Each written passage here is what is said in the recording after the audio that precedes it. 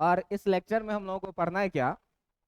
तो इस लेक्चर में हम लोगों को पढ़ना है सेल क्या होता है, ईएमएफ इलेक्ट्रोमोटिव फोर्स क्या होता है, हम लोगों को पढ़ना है कि इसमें इंटरनल रेजिस्टेंस क्या होता है, इंटरनल रेजिस्टेंस क्या होता है, और हम लोगों को पढ़ना है इसमें कि टर्मिनल वोल्टेज क्या होता है, टर्मिनल वोल्टेज क्या होता है। इतने चीज़ों पर जो है तो आज हम लोगों को चर्चा करना है और इन सारी चीज़ों को हम लोग धीरे धीरे सीखेंगे। तो देखिए, सबसे पहले कहा जाता है क्या कि सेल, किसी भी सर्किट में सेल क्या चीज़ है। सबसे पहले आपसे क्या कहा जाएगा कि ये सेल क्या चीज़ होता है। तो सेल के बारे में क्या कहा जाता है कि यह जो है एक इलेक्ट्रॉनिक डिवाइस है।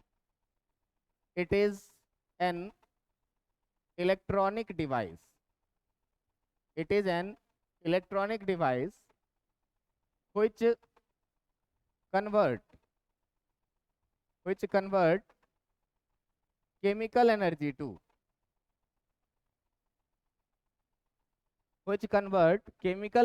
to electrical energy, which convert chemical energy to electrical energy। एक ऐसा डिवाइस, इलेक्ट्रॉनिक डिवाइस जो क्या करे भाई, केमिकल एनर्जी को करे क्या, किस चीज में कन्वर्ट, इलेक्ट्रिक एनर्जी में। आप लोग अगर इलेक्ट्रोलाइसिस पढ़े होइएगा तो इसमें आप लोग पढ़े होइएगा एक सेल होता है जिसे हम लोग बोलते हैं इलेक्ट्रोलाइटिक सेल, जिसे हम लोग क्या बोलते हैं, इलेक्ट्रोलाइटिक सेल, या इसी को बोला जाता है एक और नाम क्या, गैल्वेनिक सेल, या इसी को क्या बोला जाता है, गैल्वेनिक सेल। आप लोग क्या पढ़े होइएगा कि एक कंटेनर हम लोग लेते हैं, इस कंटेनर में क्या करते हैं, इलेक्ट्रोलाइट भरते हैं। इलेक्ट्रोलाइट क्या होता है, आयोनाइज्ड मटेरियल होता है कोई सा, जो लिक्विड स्टेट में जनरली रहता है और ये खुद से होकर के इलेक्ट्रॉन के फ्लो को अलाउ करता है। ऐसे चीज को हम लोग क्या बोलते हैं, इलेक्ट्रोलाइट। और इसके अंदर हम लोग मेटल का 2 इलेक्ट्रोड डाल देते हैं। इसके अंदर हम लोग क्या करते हैं, मेटल का 2 इलेक्ट्रोड डाल देते हैं। इस इलेक्ट्रोड को जब हम लोग एक सर्किट से जोड़ देते हैं, जब इस इलेक्ट्रोड को हम लोग एक सर्किट से जोड़ देते हैं तो इसके अंदर एक केमिकल रिएक्शन होने लगता है। और ये केमिकल रिएक्शन क्या करता है कि इसके एक टर्मिनल पे पॉजिटिव चार्ज भर देता है और एक दूसरे टर्मिनल पे क्या करता है, उतना ही नेगेटिव चार्ज को भर देता है, उतना ही क्या करता है, ये नेगेटिव चार्ज को भर देता है। अब देखिए कि जब पॉजिटिव चार्ज और नेगेटिव चार्ज भरा तो जिस टर्मिनल पे पॉजिटिव चार्ज भरता है उस टर्मिनल को आप क्या बोलते हैं, एनोड बोलते हैं, और जिस टर्मिनल पे नेगेटिव चार्ज भरता है उसको क्या बोलते हैं आप, कैथोड बोलते हैं। इस एनोड और कैथोड को एक साथ में इलेक्ट्रोड बोला जाता है। एक कंटेनर लेंगे, इस कंटेनर में कोई इलेक्ट्रोलाइटिक मटेरियल भर देंगे। वो इलेक्ट्रोलाइटिक मटेरियल NaCl सॉल्यूशन हो सकता है, H2SO4 का सॉल्यूशन हो सकता है, CuSO4 का सॉल्यूशन हो सकता है, किसी भी तरह का सॉल्यूशन ये हो सकता है जो आयन में टूटता हो। जैसे मान लीजिए कि अगर NaCl है तो NaCl को हम लोग अगर वाटर में डिजॉल्व कर देते हैं तो वाटर में डिजॉल्व होकर ये आयन में टूट जाता है Na+ और Cl- के रूप में। अब ये आयन बन गया। अब ये आयन जब मूव करेगा तो अपने साथ क्या करेगा, चार्ज को भी मूव करवाएगा। तो ये इलेक्ट्रोलाइटिक मटेरियल ऐसा मटेरियल होना चाहिए ना जिससे होकर के क्या कर सके, आयन का फ्लो हो सके। बात समझ में आ रहा है? अब देखो कि इसके अंदर केमिकल रिएक्शन होता है। इसके अंदर क्या होता है, इसके अंदर होगा क्या, केमिकल रिएक्शन। अब ये केमिकल रिएक्शन जो होता है ये कैसा केमिकल रिएक्शन होता है, तो ये रिएक्शन होता है एक्सोथर्मिक।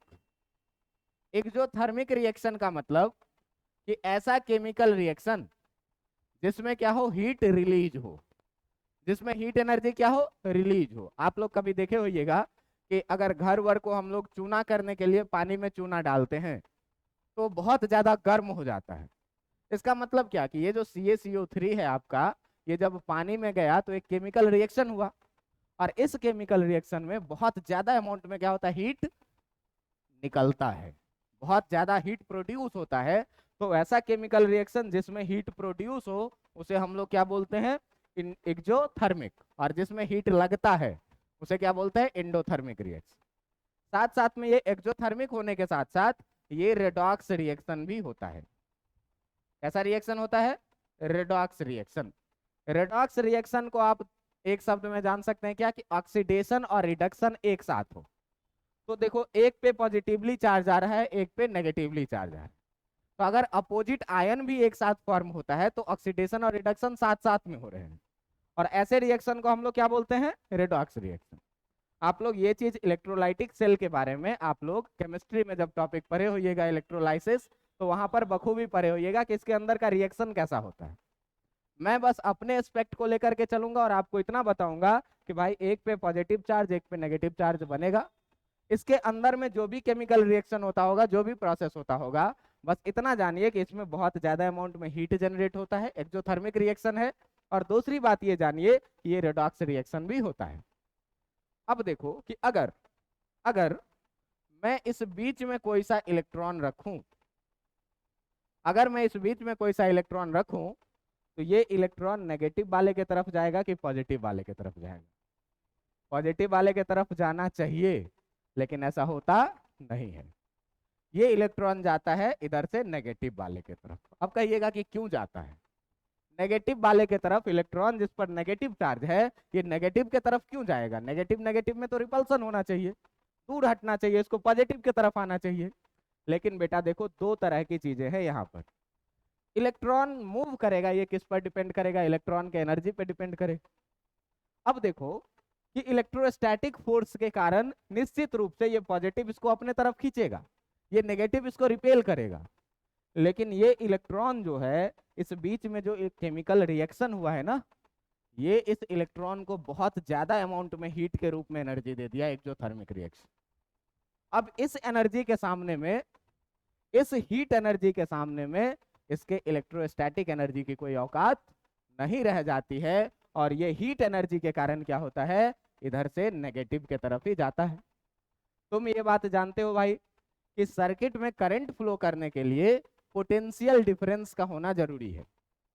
पॉजिटिव चार्ज के कारण पोटेंशियल पॉजिटिव होगा और नेगेटिव चार्ज के कारण पोटेंशियल क्या होगा, नेगेटिव होगा। तो इस पर पॉजिटिव चार्ज है तो इसका पोटेंशियल अगर हम लोग बात करें तो V प्लस, और अगर इसके पोटेंशियल का आप करें बात तो इसका पोटेंशियल कैसा आएगा, V माइनस आएगा। पॉजिटिव पोटेंशियल ज्यादा होगा कि नेगेटिव पोटेंशियल ज्यादा होगा, पॉजिटिव ज्यादा होगा ऑब्वियसली। और करंट का फ्लो हमेशा हाइयर पोटेंशियल से लोअर पोटेंशियल में होता है, ये मैं आपको बताया हूँ। करंट कैसे फ्लो करेगा, हमेशा हाइयर से लोअर में। तो दोस्त ये बताओ कि अगर यहाँ से करंट को फ्लो करना है तो ऐसे करंट निकलेगा, ऐसे करंट निकलेगा और इसमें आ जाएगा। आपको मैं ये भी बताया हूँ कि जो इलेक्ट्रॉन का फ्लो होता है वो करंट के फ्लो के अपोजिट डायरेक्शन में होता है। तो अगर हम लोग किसी भी इलेक्ट्रॉन के मोशन का बात करें तो इस पर कोई भी इलेक्ट्रॉन जो होगा, ये इलेक्ट्रॉन ऐसे मूव करेगा, ये इलेक्ट्रॉन कैसे मूव करेगा, ऐसे मूव करेगा, ये इलेक्ट्रॉन ऐसे मूव करके, ये इलेक्ट्रॉन ऐसे मूव करके यहाँ तक आएगा, और फिर यहाँ से ऐसे जाएगा और ऐसे जाएगा, जब तो इसका सर्किट कंप्लीट होगा। सर्किट कंप्लीट करने के लिए इलेक्ट्रॉन को चारों तरफ दौड़ना है। तो ये पॉजिटिव चार्ज हो गया, ये नेगेटिव चार्ज हो गया, तो ठीक है करंट तो बहेगा ऐसे पॉजिटिव से नेगेटिव की तरफ, इलेक्ट्रॉन इसके अपोजिट डायरेक्शन में बहेगा। अब इलेक्ट्रॉन को यहाँ से आया आया आया आया आया यहाँ तक आया, यहाँ से ये पॉजिटिव वाला इसको क्या करेगा, अट्रैक्ट करेगा, छोड़ना नहीं चाहेगा। ये नेगेटिव वाला इसको रिपेल करेगा। लेकिन अट्रैक्शन और रिपल्सन के बावजूद भी इसके अंदर जो केमिकल रिएक्शन हो रहा है, इसके इलेक्ट्रोलाइट के अंदर जो आयन का मूवमेंट हो रहा है, जो रिएक्शन हो रहा है केमिकल रिएक्शन, ये कैसा है, एक्सोथर्मिक रिएक्शन है। इसमें बहुत ज्यादा मात्रा में हीट क्या होता है, रिलीज होता है। अब ये हीट रिलीज होकर जाएगा कहाँ, तो ये हीट रिलीज होकर के मिलेगा इस इलेक्ट्रॉन को। अब ये इलेक्ट्रॉन को बहुत ज्यादा हीट मिल गया, ये बन गया हीरो। अगर नेगेटिव हो तो क्या हमको रिपेल कर दोगे, नहीं कर पाओगे, हम इधर से ही जाएंगे। और ये क्या करेगा, यहाँ पर इस बीच में ये क्या करेगा, अपने आप को एनर्जी भरेगा, एनर्जी भरेगा, फिर यहाँ से चलेगा चलेगा इस रेजिस्टेंस में। अब ये रेजिस्टेंस क्या हो सकता है, कोई भी बल्ब हो सकता है, कोई पंखा हो सकता है, कोई स्पीकर हो सकता है, कोई हीटर हो सकता है, कुछ भी हो सकता है। अब यहाँ से इलेक्ट्रॉन ये हीट एनर्जी को भर रहा है, क्यों, केमिकल रिएक्शन के कारण एनर्जी को भर रहा है, और यहाँ से जा करके ये इस रेजिस्टेंस में अपना एनर्जी खर्च कर ले रहा है। किस चीज में? तो भाई ये बल्ब है तो बल्ब को लाइट एनर्जी में बदल देगा। फिर एनर्जी खाली करके इधर से लौट आता है चट से, कहा कि भैया हम आ गए, अब हमको कुछ दे दो। फिर यहाँ केमिकल रिएक्शन हो रहा है, फिर इसको एनर्जी मिल जाएगा। फिर ये इलेक्ट्रॉन ऐसे जाएगा इस रेजिस्टेंस में, अपना एनर्जी खर्च करके आ जाएगा, फिर यहाँ आएगा। इस तरीके से सर्कल कब तक चलता रहेगा? जब तक इसके अंदर केमिकल रिएक्शन हो रही है और जब तक इसके अंदर हीट प्रोड्यूस हो रही है। बात समझ में आ रहा है? तब तक चलता रहेगा चलता रहेगा। जैसे ही एक ना एक समय ऐसा आएगा कि इसके अंदर केमिकल रिएक्शन का होना क्या होगा? बंद हो जाएगा। अब केमिकल रिएक्टेंट खत्म हो गया तो केमिकल रिएक्शन बंद, है ना? अब केमिकल रिएक्शन जब बंद हो गया भाई, तो अब तो इसको हीट मिलना बंद हो गया। अब ये इलेक्ट्रॉन यहाँ से एनर्जी लेकर के नहीं जाएगा, तो हमारा बल्ब नहीं जलेगा। तो हम क्या कहेंगे कि ये बैटरी क्या हो गया? डिस्चार्ज हो गया। बात समझ में आया? सेल क्या है? तो सेल एक ऐसा इलेक्ट्रॉनिक डिवाइस है जो केमिकल एनर्जी को किस में कन्वर्ट कर रहा है? इलेक्ट्रिकल एनर्जी में कन्वर्ट कर रहा है। सेल के पास कोई अपना इलेक्ट्रॉन नहीं है जिसको वो भेजेगा। हमारे पास जो वायर में, जो कंडक्टर में फ्री इलेक्ट्रॉन है, उसको बस वो इतना एनर्जी दे दे रहा है ना, जिस एनर्जी के कारण ये अपना उछल कूद मचा रहा होता है। तो सेल का केवल काम इतना है कि आपके सर्किट में जितना फ्री इलेक्ट्रॉन है उसको एनर्जी प्रोवाइड कर देना उतना, जिससे कि वो क्या करे? एनर्जी सप्लायर का काम करने लगे। बात समझ में आ रहा है? तो आप सीधे सीधे यहाँ पर ये चीज नोट करेंगे कि नोट करेंगे क्या कि जो सेल होता है, जो सेल होता है इसके पास no any free electron. Cell के पास कोई इलेक्ट्रॉन नहीं होता, ठीक ना? लेकिन लेकिन but it provides, but it provides energy, but if it provides energy to those student, those electrons, those electrons which is present in, which is present in circuit. कि ऐसे इलेक्ट्रॉन को ये एनर्जी देता है जो सर्किट में पहले से मौजूद है। सर्किट किस चीज से बना हुआ है? इलेक्ट्रोड से, मेटल का बना हुआ है, तार से जुड़ा हुआ है, और हर एक मेटल में, हर एक तार में फ्री इलेक्ट्रॉन है जो थर्मल एनर्जी के कारण रैंडम मोशन कर रहा है, अभी चल नहीं रहा है, वो अपना मस्त है। लेकिन अब कहेगा क्या भाई कि सड़क पे कोई लड़का घूम रहा है, वो रैंडमली घूम रहा है। अब हम क्या किए? उसको कहे इधर आओ, तो क्या मेरे लिए काम करोगे? तो क्या काम है? तो लो भाई मेरा पंपलेट बांट दो, हम तुमको इतना पैसा देंगे। उसको ऐसे भी बवाना ही है रोड पे, वो कोई काम नहीं करेगा। इलेक्ट्रॉन ऐसे ही बवा रहा है, कोई काम नहीं कर रहा है, घूम फिर रहा है ऐसे ही। लेकिन ये सेल क्या कर रहा है? इसको कह रहा है कि ऐसे घूम ही रहे हो ना, तो मेरा एक काम करो, यहाँ से एनर्जी लो और ये एनर्जी लेकर के जाओ, इस बल्ब को दे दो, ये बल्ब क्या करे? जलने लगे। बात समझ में आ रहा है? तो इलेक्ट्रॉन सेल के पास नहीं है। सेल देखा कि इलेक्ट्रॉन ऐसे वैसे घूम रहा है, इधर उधर रैंडमली घूम रहा है, तो सेल ने क्या किया? केवल इसको एनर्जी प्रोवाइड कर दिया। एनर्जी प्रोवाइड कर दिया, ये क्या किया? इसको एनर्जी जाकर के छोड़ा है। मूवी तुम लोग देखते हो, मूवी में गुंडे मूवी देखे हुए हो? गुंडे गुंडे गुंडे देखे हुए हो? रणवीर सिंह और अर्जुन कपूर और वो प्रियंका चोपड़ा, देखे हुए हो? जब छोटा बच्चा रहता है वो दोनों, तो वो दोनों छोटा बच्चा रहता है तो क्या ऐसे ही रेंडमली घूम फिर रहा है। अब एक आदमी उसको मिला, पंकज त्रिपाठी, और पंकज त्रिपाठी उसको मिलता है और गन सप्लायर बना देता है। तो इलेक्ट्रॉन जो रैंडम मोशन में था, उस रैंडम मोशन को ये क्या किया? एनर्जी देने लग गया। अब ये एनर्जी लेकर के क्या किया? एक जगह से चला, जहां जरूरत है वहां पहुंचा दिया। तो ये बस कैरियर का काम करने लगा। किसके? एनर्जी के कैरियर का। तो ये सेल ऐसा है जिसके पास केमिकल एनर्जी भरा हुआ है। अब ये केमिकल एनर्जी किसको दे रहा है? इस इलेक्ट्रॉन को दे रहा है। क्या कि भाई अब तुम एनर्जी कैरियर का काम करो, ठीक ना? तो क्या बोले कि सेल के पास कोई इलेक्ट्रॉन नहीं है, लेकिन ये प्रोवाइड एनर्जी करता है टू दो electron which present in, which present in, which present in circuit, ठीक ना? To carry, to carry the energy. इस एनर्जी को कैरी करने के लिए क्या करता है? ये एनर्जी प्रोवाइड करवाता है। अब ये इलेक्ट्रॉन क्या करेगा? यहाँ से एनर्जी भरेगा, जाके यहाँ खत्म करेगा, फिर वापस आएगा, फिर एनर्जी लेगा, फिर खत्म करेगा, फिर एनर्जी लेगा, फिर खत्म करेगा। इतनी बातें समझ में आ गई? अब देखो सेल दो तरह का होता है। सेल होता है दो तरह का, एक सेल को हम लोग बोलते हैं क्या, प्राइमरी सेल, और एक को बोलते हैं हम लोग सेकेंडरी सेल। तो ये प्राइमरी सेल क्या होता है, देखिए, एक को क्या बोलते हैं, प्राइमरी सेल। अब देखिए ये प्राइमरी सेल क्या होता है।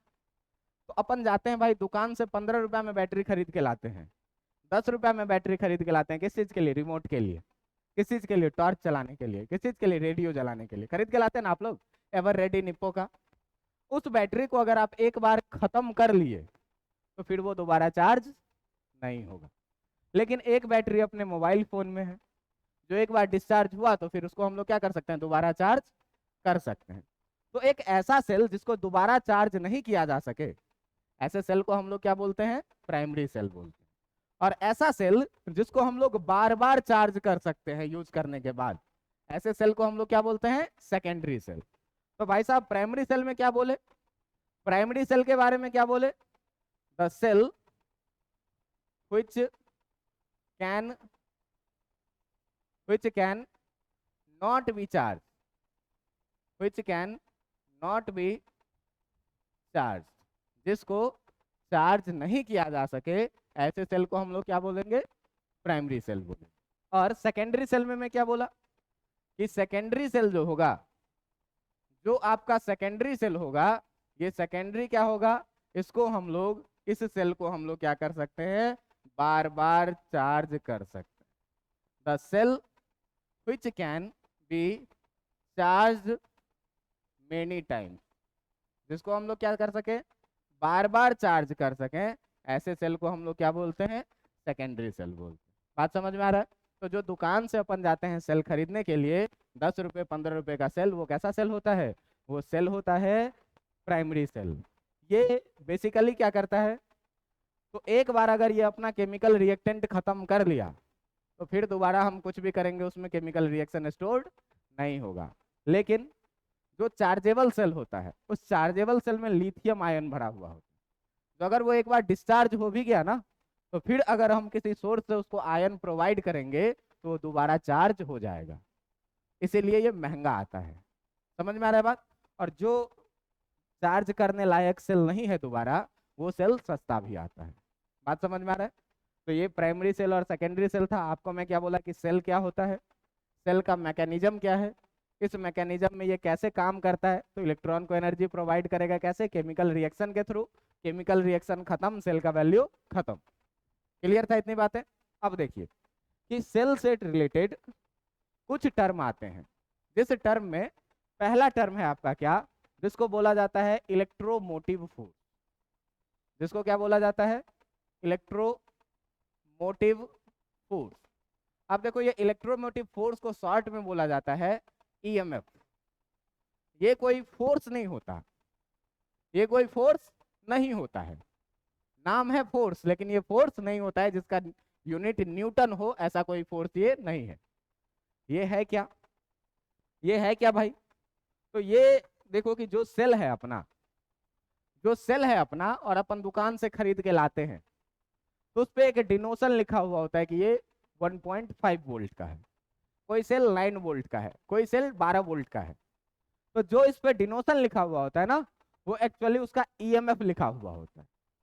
ईएमएफ के बारे में कहा क्या जाता है कि ये जो आपका ईएमएफ है, ये ईएमएफ क्या है, तो इसके बारे में कहा जाता है कि it is defined as the, EMF के बारे में क्या कहता है कि it is defined as the amount of energy, it is defined as the amount of energy required to, it is defined as the amount of energy required to move, required to move a unit positive charge या n unit charge throughout the circuit, throughout the circuit. कि किसी भी circuit से होकर के, किसी भी circuit से होकर के आपको यूनिट चार्ज को पूरा मूव करवाने में जितना एनर्जी रिक्वायर्ड है, उसी एनर्जी को क्या बोला जाता है, ईएमएफ बोला जाता है। जैसे मान लो भाई कि क्यू चार्ज को मूव करवाने में तुमको, क्यू चार्ज को मूव करवाने में मान लो कि W एनर्जी रिक्वायर्ड है। क्यू चार्ज को मूव करवाने में कितना काम करना पड़ रहा है? W, और काम ही एनर्जी होता है। तो एक चार्ज को मूव करवाने में आपको कितना चाहिए? W/Q चाहिए। और इसी W/Q को क्या बोलते हैं हम लोग? EMF। और EMF इक्वल टू हम लोग क्या लिखेंगे? W/Q।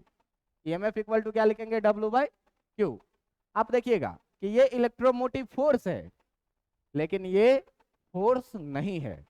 कहोगे अब फोर्स क्यों इसका नाम रह गया?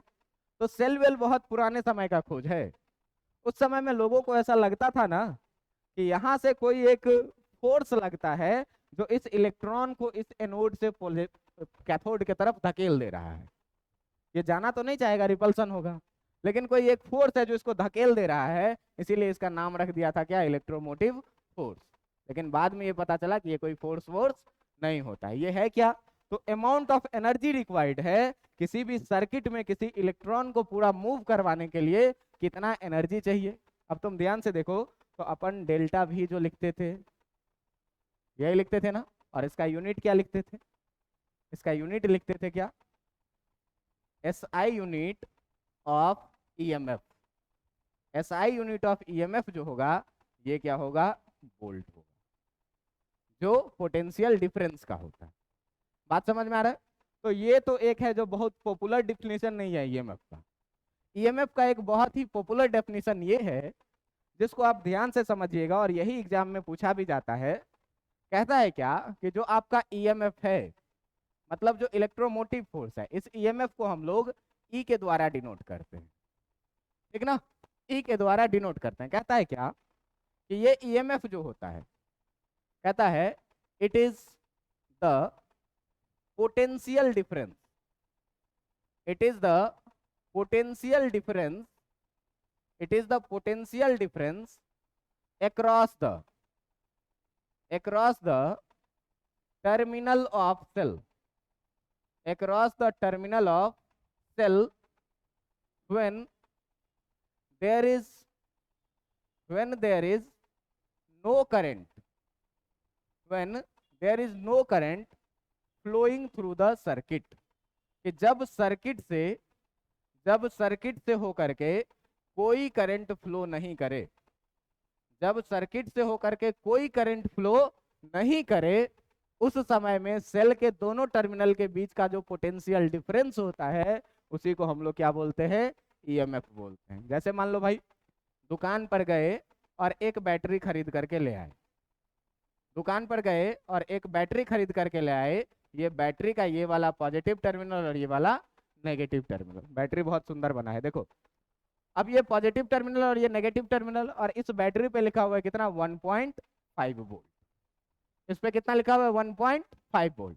तो अभी मैंने इसको सर्किट से जोड़ा नहीं है, अभी इससे होकर के कोई करंट बह नहीं रहा है।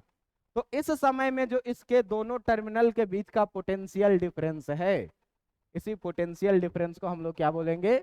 EMF बोलेंगे। बात समझ में आ रही है? EMF बोलेंगे। इतनी बातें आपको समझ में आ रही होगी कि सेल का जो टोटल पावर है, जितना एनर्जी सेल में स्टोर्ड है, उसी को हम लोग क्या बोलेंगे? EMF। कब? जब इससे होकर के कोई करंट बह नहीं रहा है तब। अब जरा सा ध्यान से देखना कि यहाँ पर एक चीज देखो कि ये है अपना इलेक्ट्रोलाइटिक सेल। तो इस सेल में ध्यान देना कि इस इलेक्ट्रॉन के यहाँ से पॉजिटिव से नेगेटिव में जाने का अपोज होगा, विरोध होगा। किसके द्वारा? इलेक्ट्रोस्टैटिक फोर्स के द्वारा विरोध होगा। दूसरा बात कि अगर ये प्लेट छोटा छोटा रहे, मान लो इतना पतला सा प्लेट है और ये बड़े से रूम में रखा हुआ है, तो कोई इलेक्ट्रॉन इधर से आएगा, हो सकता है इधर से निकल जाए, इस पे आए ही नहीं। तो इस पे नहीं आएगा तो इस सर्किट में तो नहीं घूमेगा। लेकिन अगर एक यहाँ से यहाँ तक का बड़ा सा प्लेट लगा दे इलेक्ट्रोड, कहीं से भी आओगे तो बेटा आओगे ही, जाओगे कहाँ? तो अगर ये प्लेट बड़ा रहेगा तो इलेक्ट्रॉन आसानी से इस पर आएगा और मूव करेगा। जब आसानी से मूव करेगा मतलब इसके अंदर का रेजिस्टेंस क्या हो जाएगा? कम जाएगा। बात समझ में आ रहा है? ये दोनों प्लेट अगर बहुत दूर दूर कर दें, बहुत दूर दूर कर दें दोनों प्लेट, इलेक्ट्रोडों को क्या करें? दूर दूर कर दे, तो इलेक्ट्रॉन को बहुत मेहनत से यहाँ से चल करके यहाँ तक आना पड़ेगा, रेजिस्टेंस ज्यादा हो जाएगा, रुकावटें ज्यादा झेलनी पड़ेगी। लेकिन अगर दोनों प्लेट नजदीक नजदीक रहे, इलेक्ट्रॉन चट यहाँ से निकलेगा, चट यहाँ पर पहुंच जाएगा। तो इसमें भी क्या होगा, इलेक्ट्रॉन को अपोज झेलना पड़ेगा। दूसरी चीज, इसमें अगर हम इलेक्ट्रोलाइटिक जो यूज कर रहे हैं, इसमें जो इलेक्ट्रोलाइट यूज कर रहे हैं वो अगर लो कंसंट्रेशन का हो तो आराम से उसमें इलेक्ट्रॉन चल जाएगा। लेकिन अगर इसके कंसंट्रेशन को हम बहुत ज्यादा बढ़ा दें, इसको खूब गाढ़ा कर दें, तो इलेक्ट्रॉन को चलने में दिक्कत होगी कि नहीं। तुम ऐसे सोचो, पानी में ऐसे उंगली चलाने में आसान होगा कि कीचड़ में ऐसे उंगली चलाने में आसान होगा? पानी में आसान होगा, क्यों कि पानी का कंसंट्रेशन कम है तो उसमें इलेक्ट्रॉन आसानी से बह जाएगा। लेकिन कीचड़ का कंसंट्रेशन क्या है, बहुत ज्यादा है, कीचड़ हाईली कंसंट्रेटेड है। अब उसमें हमको चलना क्या हो जाएगा, मुश्किल। तुमको तैरना है, तुम पानी में आसानी से तैर लोगे, कम रुकावट आएगी। लेकिन अगर कीचड़ में तैरने के लिए बोले तो मुश्किल आएगी। तो ऐसे ही इस इलेक्ट्रोलाइट का जितना कम कंसंट्रेशन होगा, ये इलेक्ट्रॉन उतने ही आसानी से यहाँ से वहां पर चला जाएगा, रेजिस्टेंस कम होगा। और जितना हाई कंसंट्रेटेड ये होगा, इसका रेजिस्टेंस उतना ही ज्यादा होगा, रुकावट इसको उतना ही ज्यादा झेलना पड़ेगा। तो सेल के अंदर भी कुछ मैकेनिज्म के कारण इलेक्ट्रॉन के फ्लो में रुकावटें आती है।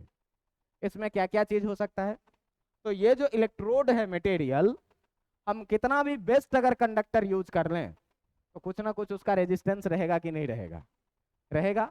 अगर इस इलेक्ट्रोलाइट का नेचर हम लोग देखें तो उसका भी कुछ ना कुछ रेजिस्टेंस रहेगा कि नहीं रहेगा, रहेगा।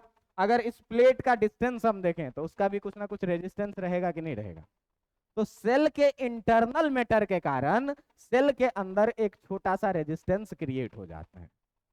क्या होता है, सेल के इंटरनल मैटर के कारण, क्या भाई, तो इलेक्ट्रोलाइट के प्रेजेंस के कारण, क्या भाई, तो इलेक्ट्रॉन को फ्लो होने में दिक्कत होने के कारण, क्या भाई, तो इस इलेक्ट्रोड का नेचर होने के कारण क्या होता है, इस सेल के अपने मटेरियल का भी कुछ ना कुछ रेजिस्टेंस हो जाता है, जिसी रेजिस्टेंस को हम लोग क्या बोलते हैं, इंटरनल रेजिस्टेंस। बात समझ में आ रहा है, क्या बोलते हैं, इंटरनल रेजिस्टेंस। तो आपको ईएमएफ समझ में, सेल समझ में आ गया।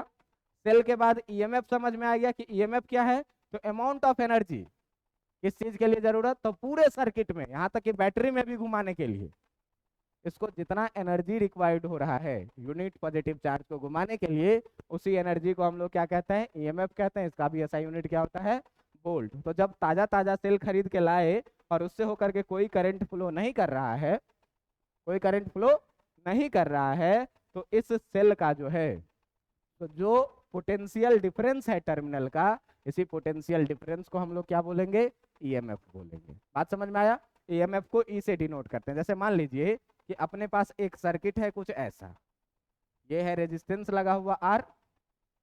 यहाँ से मान लीजिए कि यहाँ पर एक हम की लगा दिए, ये की चालू नहीं है। यहाँ से क्या किए कि इसमें हम एक बैटरी जोड़ दी, ये इसका पॉजिटिव टर्मिनल और ये इसका नेगेटिव टर्मिनल, और ये यहाँ से आया और यहाँ तक आया। तो अभी देखिए कि इस सेल के अपने अंदर में कुछ ना कुछ इसका रेजिस्टेंस भी होगा। रेजिस्टेंस होगा किस कारण से, इलेक्ट्रोलाइट के मटेरियल के प्रेजेंस से उसका कुछ ना कुछ रेजिस्टेंस होगा।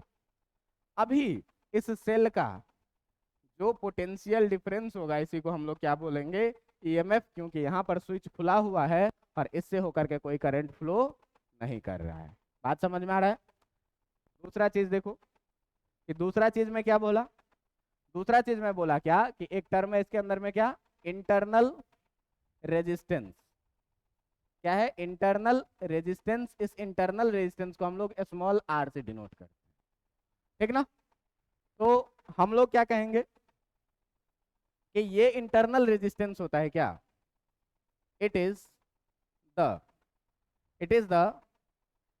Obstruction, it is the obstruction to flow electron inside the cell. इस सेल के अंदर में इलेक्ट्रॉन के फ्लो करने में जो ऑब्स्ट्रक्शन आ रहा है, जो रुकावटें आ रही है, इसी रुकावट को हम लोग क्या बोलेंगे, इंटरनल रेजिस्टेंस बोलेंगे। और ये रुकावटें किस चीज के कारण आ रही है, तो due to the presence of पहला होगा क्या, इलेक्ट्रोलाइट होगा, इलेक्ट्रोलाइट होगा, है ना। दूसरा चीज क्या होगा, इलेक्ट्रोड्स होंगे, है ना। तीसरा चीज बहुत सारा चीज ऐसा फैक्टर होगा। बात समझ में आ रहा है, बहुत सारा ऐसा फैक्टर होगा जिस फैक्टर के कारण क्या होगा कि सेल के अंदर में भी इलेक्ट्रॉन को क्या होगा, चलने में रुकावटें आएंगी। बात समझ में आ रहा है? इसी रुकावट को हम लोग क्या बोलेंगे? Internal resistance. और इंटरनल रेजिस्टेंस को हम लोग कैसे दिखाते हैं भाई? तो एक सेल बनाएंगे ऐसे, और इसके साथ ही एक छोटा सा रेजिस्टेंस लगा देंगे, जिसको इंटरनल रेजिस्टेंस कितना बोलेंगे? आर। बात समझ में आ रहा है? अब देखिए कि इसका ईएमएफ था कितना? ई, और इंटरनल रेजिस्टेंस हो गया कितना? आर। बात समझ में आ रहा है? अब देखिए कि इंटरनल रेजिस्टेंस ये हो गया। अब आपसे अगर कोई आदमी पूछे कि ये फैक्टर्स बताइए जिस फैक्टर्स पे ये इंटरनल रेजिस्टेंस डिपेंड करता होगा, इन फैक्टर्स को बताइए जरा सा, जिन फैक्टर्स पे ये इंटरनल रेजिस्टेंस डिपेंड करता होगा। तो उन फैक्टर्स के बारे में हम लोग कैसे चर्चा करेंगे? देखो भाई, ये है तुम्हारा इलेक्ट्रोड, इस पे पॉजिटिव चार्ज रहेगा। ये है आपका इलेक्ट्रोड जिस पे कैसा चार्ज रहेगा? Positive charge. ये है हमारा कैथोड जिस पे कैसा चार्ज रहेगा? नेगेटिव चार्ज रहेगा। और इस पूरे सर्किट को मैंने क्या किया? एक एक्सटर्नल रेजिस्टेंस आर के साथ मैंने क्या किया? जोड़ दिया। जोड़ दिया तो मैंने पाया क्या? कि इसमें ऐसे करंट बहने लगा, ऐसे करंट बहने लगा। और करंट बहने लगा इसका मतलब इलेक्ट्रॉन यहां से यहां तक जाने लगा, इलेक्ट्रॉन यहां से यहां तक जाने लगा। आप मान लीजिए कि इस इलेक्ट्रोड का जो एरिया है, इस इलेक्ट्रोड का जो एरिया है वो एरिया है कितना? ए। और इसका भी जो एरिया है, ये एरिया है कितना? इसका भी एरिया है कितना? ए। और इस दोनों के बीच का जो डिस्टेंस है वो है कितना? डी। तो आप देखिए कि अगर प्लेट का एरिया छोटा सा होगा तो इलेक्ट्रॉन यहां से आएगा, पता चले बाहर से निकल गया। लेकिन अगर पूरा इलेक्ट्रोलाइटिक में ये ऐसे रहे प्लेट, तो इलेक्ट्रॉन कहीं से भी आएगा बेटा, टकराएगा ही टकराएगा। तो जितना ज्यादा एरिया रहेगा इलेक्ट्रॉन उतना आसानी से कलेक्ट करेगा, इलेक्ट्रॉन जितना आसानी से कलेक्ट करेगा उतना रेजिस्टेंस कम होगा। बात समझ में आ रहा है? तो हम लोग यहाँ पर बात करने वाले हैं किस चीज की? इसी आर को क्या बोलते हैं बेटा? इसी आर को बोलते हैं क्या? Internal resistance. इसी को क्या बोलते हैं? Internal resistance. अब ध्यान देना कि अब अगर आपसे कोई आदमी पूछे कि बताइए कि ऐसे फैक्टर्स को, factors on which, factors on which internal resistance depend, कि ऐसे फैक्टर को बताइए जिस पर क्या करता है? इंटरनल रेजिस्टेंस आपका डिपेंड करता है। ठीक ना? डिपेंड करता है। तो इसमें पहला पॉइंट आप क्या लिखेंगे? पहला पॉइंट लिखेंगे क्या? कि इंटरनल रेजिस्टेंस जो है आपका, जो आपका इंटरनल रेजिस्टेंस है, वो इंटरनल रेजिस्टेंस डिपेंड करता है किस चीज पे? Internal resistance depends on area of electrode, कि जिस इलेक्ट्रोड्स का मैं यूज कर रहा हूं उस इलेक्ट्रोड्स का जो एरिया होगा उस एरिया पे इंटरनल रेजिस्टेंस डिपेंड करेगा। कैसे भाई? छोटा सा प्लेट रहेगा, इलेक्ट्रॉन आएगा, इस पे लगेगा कि नहीं? कोई जरूरत नहीं है। लेकिन अगर बड़ा सा है तो कहीं से भी आओगे, लगोगे तो बेटा प्लेट पे ही, फिर तो चलना पड़ेगा ही चलेगा, है ना? तो एरिया जितना बड़ा इलेक्ट्रॉन उतना आसानी से कलेक्ट कर रहा है, और जितना आसानी से इलेक्ट्रॉन आ जा रहा है मतलब रुकावट उतना कम है। रुकावट जितना कम उतना रेजिस्टेंस क्या? कम। तो एरिया कम मतलब रेजिस्टेंस क्या? ज्यादा। रुकावटें ज्यादा है, और एरिया ज्यादा मतलब रुकावट क्या? कम। तो एरिया बढ़ रहा है तो रेजिस्टेंस घट रहा है। मतलब आप सीधे सीधे बोलेंगे कि जो आपका इंटरनल रेजिस्टेंस है वो inversely proportional to area of the electrodes है। बात समझ में आ रहा है? दूसरी बात ये कि जो इंटरनल रेजिस्टेंस आर होता है ये डिपेंड करता है किस चीज पे? Depends on the separation distance, depend on the separation distance between the electrode, कि जो इलेक्ट्रोड्स हैं आपके, जो इलेक्ट्रोड्स हैं उस इलेक्ट्रोड्स के बीच का जो सेपरेशन डिस्टेंस डी है उस डी पर भी ये डिपेंड करता है। कहोगे कैसे? तो देखो, अगर इस दोनों के बीच का डिस्टेंस डी है तो इलेक्ट्रॉन को यहाँ से कम डिस्टेंस ट्रेवल करना पड़ेगा तो रुकावटें भी कम आएगी। लेकिन अगर बहुत दूर दूर रहे प्लेट तो डी ज्यादा हो जाएगा, इलेक्ट्रॉन को ज्यादा मेहनत करके आना पड़ेगा, ज्यादा एनर्जी रिक्वायर्ड होगा, मतलब रुकावटें भी ज्यादा आएगी। तो इसका मतलब सेपरेशन डिस्टेंस जितना अधिक होगा रेजिस्टेंस उतना अधिक होगा। इसका मतलब सीधे सीधे बात हुआ कि इंटरनल रेजिस्टेंस जो है वो डी के डायरेक्टली प्रोपोर्शनल होता है ना। तीसरी बात में क्या बोला आपको, तीसरी बात में आपको बोला कि जो इंटरनल रेजिस्टेंस आर है ये डिपेंड करता है किस चीज पे, तो depends on concentration of, concentration C से डिनोट करेंगे ऑफ इलेक्ट्रोलाइट, कि इसके बीच में जिस इलेक्ट्रोलाइट का हमने यूज किया है, जिस लिक्विड का मैंने यूज किया है, जिस लिक्विड सॉल्यूशन का मैंने यूज किया है, उसका कंसंट्रेशन कितना है। अगर कम कंसंट्रेशन का रहेगा, पतला रहेगा पानी के जैसा, तो इलेक्ट्रॉन आराम से जाएगा, आराम से पास कर जाएगा। लेकिन अगर बहुत हाईली कंसंट्रेटेड रहे, बहुत गाढ़ा रहे, तो इलेक्ट्रॉन को यहाँ से चलने में उतना ज्यादा मेहनत करना पड़ेगा।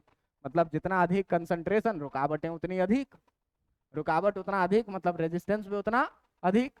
तो भाई साहब इसका मतलब ये हुआ कि कंसंट्रेशन हम जितना बढ़ा रहे हैं, इसका रेजिस्टेंस भी क्या हो रहा है, उतना ज्यादा बढ़ रहा है। मतलब internal resistance concentration of electrolyte पे डिपेंड करता है। और सबसे लास्ट चीज जो ये है क्या, heat exerted, heat energy, heat energy released, heat energy released during chemical reaction. एक केमिकल रिएक्शन के थ्रू जितना हीट रिलीज हो रहा है उस पर भी जो है तो क्या होता है भाई, इंटरनल रेजिस्टेंस डिपेंड करता है। कैसे सोचो, तो हीट अगर कम रिलीज हुआ, यहाँ पे ध्यान देना कि अगर इस केमिकल रिएक्शन में हीट कम जनरेट हुआ तो इस इलेक्ट्रॉन को कम एनर्जी मिलेगा, इसको जाने में दिक्कत होगा। लेकिन अगर हीट बहुत ज्यादा जनरेट हुआ तो इसको बहुत ज्यादा एनर्जी मिलेगा, ये आराम से चला जाएगा। तो हीट जितना ज्यादा होगा इसका इंटरनल रेजिस्टेंस उतना कम होगा, और हीट जितना कम होगा उसका इंटरनल रेजिस्टेंस इतना ज्यादा होगा। मतलब आर जो है तो इन्वर्सली प्रोपोर्शनल किस चीज के होगा, हीट के होगा। ये चीज याद रखना है। तो पहला एरिया के इन्वर्सली प्रोपोर्शनल और हीट के इन्वर्सली प्रोपोर्शनल, डिस्टेंस के डायरेक्टली प्रोपोर्शनल और कंसंट्रेशन के भी डायरेक्टली प्रोपोर्शनल। बात समझ में आ रहा है। अब देखिएगा, अब अगला चीज जो आपका आता है ये हो गया क्या, इंटरनल रेजिस्टेंस। अब जरा सा ध्यान देना कि अगर मैं एक सर्किट बनाऊं, अगर मैं एक सर्किट बनाऊं और इस सर्किट में अब मैं क्या करूं, करंट फ्लो करवा दूं। मान लो कि ये है तुम्हारा सेल और इस सेल के साथ ये लगा हुआ है इंटरनल रेजिस्टेंस आर और इसका ईएमएफ है ई। बात समझ में आ रहा है।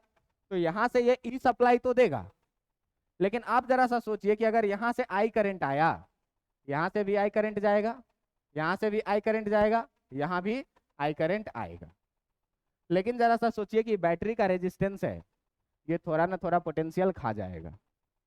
ऐसे सोचो, मान लो कि तुम्हारे लिए 1000 रुपए का फंड कलेक्ट किया है मैंने, मेरे पास कोई 1000 रुपए का फंड आया है जिससे मुझे तुम्हारा सेवा करना है। ऐसा सोचो, मैं कोई नेता आदमी हूँ, 1000 रुपए का कोई फंड आया पब्लिक सर्विस के लिए। लेकिन तुम जरा सा सोचो कि 1000 रुपए का फंड निकालने में मेरे अपने पॉकेट से 100 रुपया खर्चा हो गया। तो जब मेरे पास 1000 रुपये आ जाएंगे तो मैं सबसे पहले क्या करूंगा, उसमें अपना 100 रुपया निकाल करके अपने पॉकेट में डालूंगा। उसके बाद जो 900 रुपया बचेगा वो 900 रुपया तुम लोगों सर्किट एलिमेंट को मैं दूंगा। तो इस सेल का ईएमएफ था मान लो 10 वोल्ट का, इसके पास टोटल एनर्जी थी 10 वोल्ट की। लेकिन हुआ क्या ना कि इसको 2 वोल्ट खर्चा हो गया अपने में संभालने में। अब ये 2 वोल्ट क्या करेगा, अपने आप पास रख लेगा। अपने पास रख लिया तो इस एलिमेंट को ये कितना पोटेंशियल देगा, 8 वोल्ट का देगा। वही 8 वोल्ट जो होता है ये इसका क्या होता है, टर्मिनल वोल्टेज या पोटेंशियल डिफरेंस। बात समझ में आ रहा है। तो आपको कहेगा क्या कि टर्मिनल वोल्टेज क्या होता है, आपको क्या कहेगा कि टर्मिनल वोल्टेज, या फिर इसी को आप बोलते हैं क्या, पोटेंशियल डिफरेंस। इसी को आप क्या बोलते हैं, पोटेंशियल डिफरेंस। अब इस पोटेंशियल डिफरेंस के बारे में आप क्या लिखेंगे, तो आप लिखेंगे क्या कि सेल के अपने इंटरनल प्रोसेस के बाद जितना एनर्जी एक्सटर्नल सर्किट को दिया गया, जितना इस एक्सटर्नल रेजिस्टेंस को दिया गया, एक्सटर्नल सर्किट को जितना पोटेंशियल दिया गया, वही उसका क्या हो जाएगा, पोटेंशियल डिफरेंस। मेरे अपने बचने के बाद, मेरा 100 रुपया खर्चा हुआ था, उतना लेने के बाद बचा कितना, 900, और यही 900 रुपया मैं आप लोगों को सर्विस करूंगा। तो ये 900 रुपया जो मैंने आप पर खर्च किया है ना, ये है पोटेंशियल डिफरेंस। 1000 रुपया क्या था, ईएमएफ था, जो एक्चुअल वैल्यू था, लेकिन 100 रुपया क्या हुआ, प्रोसेसिंग में खर्च हो गया। तो खर्च हो गया तो ये रेजिस्टेंस के कारण गया। किस रेजिस्टेंस के कारण, इंटरनल रेजिस्टेंस के कारण। अब बचा कितना, 900 रुपया। तो सर्किट में हम 900 का ही सप्लाई देंगे। तो सर्किट में जितने एनर्जी का सप्लाई दे पा रहे हैं एक्सटर्नल सर्किट में, उसी को हम लोग क्या बोलते हैं, पोटेंशियल डिफरेंस बोलते।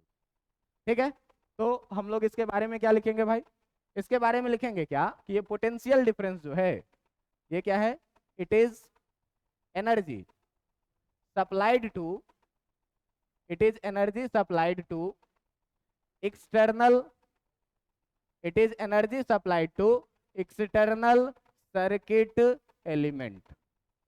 एक्सटर्नल सर्किट एलिमेंट, जिसको हम लोग एक वर्ड में रेजिस्टेंस भी बोल सकते हैं, कि एक्सटर्नल रेजिस्टेंस को जितना एनर्जी सप्लाई किया गया, उसी एनर्जी को हम लोग क्या बोलेंगे, पोटेंशियल डिफरेंस बोलेंगे।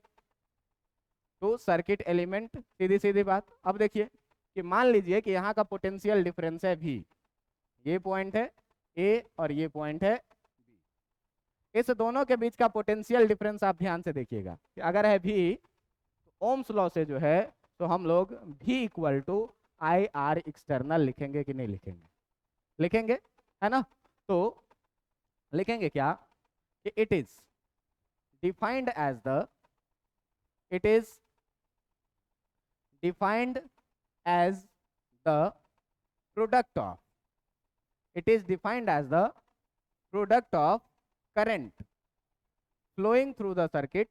इस सर्किट से होकर के कितना करंट फ्लो कर रहा है, थ्रू द सर्किट, कि सर्किट से होकर के कितना करंट फ्लो कर रहा है, and the magnitude of, and the magnitude of external resistance R external. यानी कि potential difference V equal to जो हम लोग लिखेंगे वो कितना लिखेंगे, IR एक्सटर्नल। जितना एनर्जी एक्सटर्नल सर्किट को सप्लाई हुआ है, वही एनर्जी क्या होगा, पोटेंशियल डिफरेंस होगा। मेरे अंदर का मुखिया जी के पास 10 करोड़ का फंड आया, 5 करोड़ रुपया चुनाव लड़ने में खर्च हुआ है, पहले 5 करोड़ समेट के अपने घर में डाल दिए। अब जो 5 करोड़ बचा उससे जनता का काम करेंगे। तो जितना पैसा मेरे पास 10 करोड़ आया था ना, ये था तुम्हारा ईएमएफ। अब इंटरनल रेजिस्टेंस के कारण कुछ पैसा बीडीओ को देना पड़ेगा, कुछ पैसा सीईओ को देना पड़ेगा, कुछ पैसा डीएम को देना पड़ेगा। इस सब के बाद जो पैसे बचे उससे मैं पब्लिक का सेवा करूंगा। तो जितने पैसे से मैं पब्लिक का सेवा कर रहा हूं, वही पैसा जो है तुम्हारा क्या है, पोटेंशियल डिफरेंस। लेकिन जितना आया था वो था क्या, तुम्हारा ईएमएफ, और जितना इंटरनल खा गया उतना पोटेंशियल ड्रॉप। समझ में आ रही है बात। अब देखिए कि ये तो हो गया इसका प्रैक्टिकल डेफिनेशन। इसका एक शॉर्टकट में डेफिनेशन क्या है जो याद रहे हमेशा, जो बहुत पॉपुलर है। तो कहता है क्या, कहता है क्या, इसके बारे में एक दूसरा डेफिनेशन क्या कहता है, कहता है क्या कि potential difference, potential difference across the terminals of, across the terminals of, across the terminals of external, external resistance, external resistance when the current is, when the current is flowing through the circuit, flowing through the circuit, कि जब circuit से होकर के current बह रहा हो, उस समय में एक्सटर्नल रेजिस्टेंस के टर्मिनल के बीच का जो पोटेंशियल डिफरेंस होता है V, इसी V को हम लोग क्या बोलते हैं, पोटेंशियल डिफरेंस। और जब करंट नहीं बह रहा हो, तब सेल के टर्मिनल के बीच का जो पोटेंशियल डिफरेंस होता है उसे क्या कहते हैं, ईएमएफ। तो याद रखना, जब करंट बह रहा हो तो सर्किट के बीच का पोटेंशियल डिफरेंस, और जब नहीं बह रहा हो तो सेल के बीच का क्या, ईएमएफ। क्यों, कि जब करंट ही नहीं बहेगा तो इंटरनल रेजिस्टेंस खाएगा क्या, कुछ नहीं खाएगा, कुछ नहीं खाएगा, तो टोटल का टोटल बचा हुआ रहेगा। टोटल का टोटल बचा हुआ रहेगा तो इसे क्या कहेंगे, ईएमएफ। अब करंट बहने लगा, सिस्टम चलने लगी, तो ये भी कहेगा कि भैया हिस्सेदार तो हम भी हैं, खाएंगे तो हम भी। अब खाने के बाद जो बचेगा वो क्या हो जाएगा, एक्सटर्नल सर्किट का पोटेंशियल डिफरेंस। एक्सटर्नल सर्किट का पोटेंशियल डिफरेंस कितना, V। और आप यहाँ पर सबसे इंपॉर्टेंट बात कि जो पोटेंशियल डिफरेंस का भी SI यूनिट होता है वो क्या होता है, आपको पता ही है। SI unit of V potential difference जो होता है, ठीक ना, पोटेंशियल डिफरेंस ये भी क्या होता है, इज वोल्ट। इसका भी पोटेंशियल डिफरेंस क्या, वोल्ट। ईएमएफ भी एक पोटेंशियल डिफरेंस ही है। कब, जब सर्किट से कोई करंट बह नहीं रहा था तब सेल के बीच का। और पोटेंशियल डिफरेंस भी पोटेंशियल डिफरेंस ही है, कब, जब सर्किट से होकर के करंट बह रहा है तब एक्सटर्नल रेजिस्टेंस के टर्मिनल के बीच का। बात समझ में आ रही है इतनी, इसमें कोई दिक्कत है आपको, नहीं कोई दिक्कत। अब देखिए कि अगर कोई आदमी आपसे पूछे कि भाई साहब ये बताओ कि सर्किट से करंट कब फ्लो करेगा और कितना फ्लो करेगा, ये चीज बताओ। जरा सा देख लेना, मैं 5 मिनट और टाइम लूंगा, 5-7 मिनट, ठीक है, फिर ये टॉपिक कंप्लीट करके आज हम लोग छोड़ेंगे। आपसे कोई आदमी पूछे कि बताओ कि करंट थ्रू द सर्किट कितना होगा, current through the closed circuit. Closed circuit का मतलब स्विच क्या है, ऑन है। क्लोज सर्किट से होकर के कितना करंट बहेगा, ये जरा सा ध्यान से देखना, सीखने की चीज है एकदम, फिर बाद में देखते रहिएगा। देखिए, एक ये एक्सटर्नल रेजिस्टेंस है कैपिटल R जो मैं लगा दिया हूं, ठीक है। इसके साथ में क्या किया, एक सेल को कनेक्ट कर दिया, जिस सेल के बारे में क्या कह रहा है कि इसका ईएमएफ है E और इसका इंटरनल रेजिस्टेंस है R और इसका ईएमएफ है कितना, E, और मान लीजिए कि इससे होकर के करंट बह रहा है कितना, I। आप ये बताइए कि ये R और ये वाला R पैरेलल में है कि सीरीज में है, मारूंगा तो कान फट जाएगा, ये सीरीज में है, एक ही करंट बहेगा दोनों। तो सीरीज में है तो ये बताओ कि R इक्विवेलेंट जो लिखेंगे वो कितना लिखेंगे, R प्लस R लिखेंगे कि नहीं लिखेंगे, लिखेंगे कि नहीं। अब ओम्स लॉ ये कहता है, by Ohm's law, Ohm's law ये कहता है क्या कि potential difference across the terminal कितना है, ईएमएफ E के बराबर में। तो E बराबर जो आप लिखिएगा वो कितना लिखिएगा, I इंटू R इक्विवेलेंट लिखिएगा, लिखिएगा कि नहीं। तो E बराबर कितना हो जाएगा, I इंटू R इक्विवेलेंट कितना है, R प्लस R। तो I बराबर कितना लिखिएगा, E upon R plus R, मतलब सर्किट से होकर के करंट कितना बहेगा, तो E upon R plus R के बराबर। इतना बात याद रहेगा। अब देखो दूसरी चीज, कि दूसरी चीज देखो कि कोई आदमी पूछे आपसे कि इंटरनल रेजिस्टेंस, पोटेंशियल डिफरेंस और ईएमएफ में रिलेशन क्या है, ठीक ना। कोई आदमी क्या पूछे आपसे कि रिलेशन बिटवीन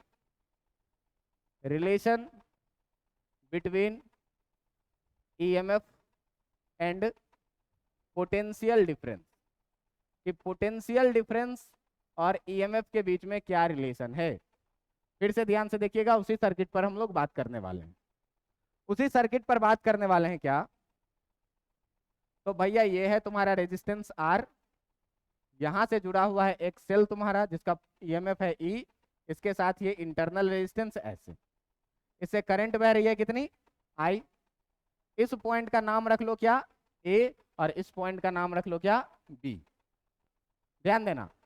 अब देखो कि यहाँ का पोटेंशियल जो है तुम्हारा, इस पोटेंशियल का नाम रख देते हैं कितना, VA, और इस पोटेंशियल का नाम क्या रख देते हैं, तो ये जो यहाँ का पोटेंशियल V होगा, ये V बराबर यही होगा VB और माइनस VA, दोनों टर्मिनल के बीच का जो डिफरेंस होगा। या इसी को आप चाहें तो VB बराबर जो बड़ा होगा VA माइनस VB भी हो सकता है, जो बड़ा छोटा हो देख लेंगे वो।